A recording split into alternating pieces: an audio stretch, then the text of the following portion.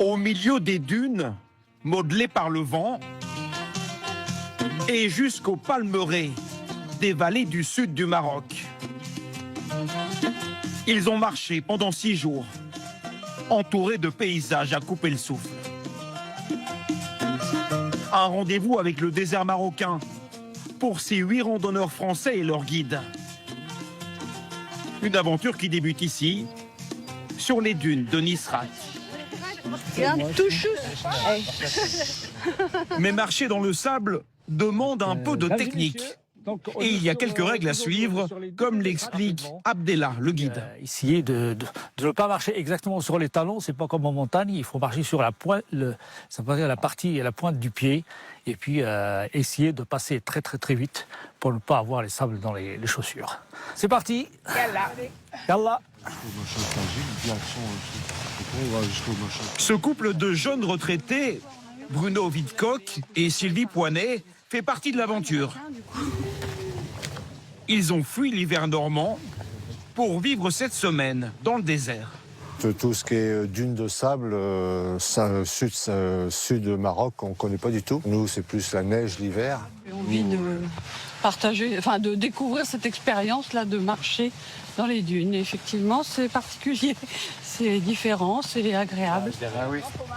Sous leurs pieds, une mer de sable fin aux portes du Sahara. Seuls les plus expérimentés, comme Abdellah, peuvent s'orienter ici. Il est guide depuis 27 ans, très fier de sa région. Les dunes sont mythiques.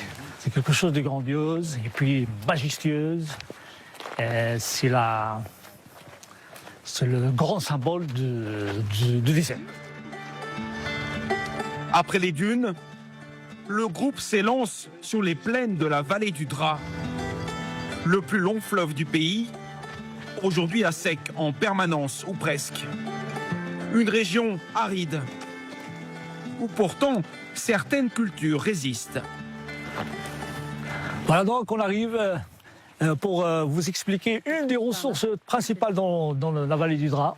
Il s'agit de palmiers dattiers, du rouge. La saison des dattes est aujourd'hui terminée. Les récoltes ont eu lieu à l'automne. Mais Abdellah en a apporté quelques-unes et organise une dégustation. Je vous fais goûter quelques dattes du coin. Merci. Voilà. Les 3/4 des dattes marocaines proviennent d'ici, la région du Dra. On peut goûter? Elles sont creuses, elles ont des taches. Ouais, elles sont bonnes, là. Elles sont bonnes. Ouais, elles sont très bonnes. Et la randonnée continue. En moyenne, ils marchent 5 à 6 heures par jour. Le groupe est précédé par la caravane de dromadaires qui transporte tout le nécessaire pour le campement du soir. Les Français les retrouvent en fin de journée et donnent un coup de main pour installer le camp pour la nuit. Là, c'est ça, voilà, ça y est. Donc, hop, les petits scratchs qui vont bien. Ça. Monter une tente en regardant la dune, c'est magique. Pas d'hôtel alors? Jamais l'hôtel. Quand on part en itinérance comme ça, c'est ça qui est agréable, c'est de coucher sous la tente. Les bruits de la nuit, tout ça, là. Dans sa cuisine improvisée sous une tente, le chef s'active pour préparer le repas. L'incontournable couscous. Ça, c'est un ras el hanout. En fait, c'est un mélange d'épices, mais spécifique pour le couscous. Juste pour montrer aux gens ce qu'on mange, nous, ici, dans la région, bien sûr, surtout dans les zones comme ça, reculées, dans le pays. C'est impressionnant, arriver à faire à manger avec 3 réchauds à gaz et tout, là. Hein, un chef étoilé. Hein, un chef étoilé, voilà. C'est mon ami.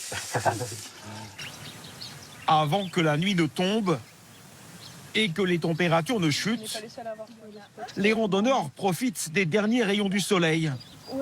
Un moment très spécial. C'est vrai qu'on a plus l'habitude de coucher de soleil sur la mer, enfin, ou en montagne, mais dans un cadre comme ça, avec les dunes.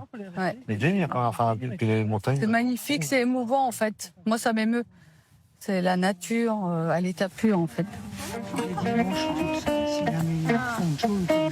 Et puis c'est l'heure de reprendre des forces, sous la tente. comme dans la tradition berbère des grandes caravanes du Sahara. Voilà, pour ce soir, c'est le couscous. Allez.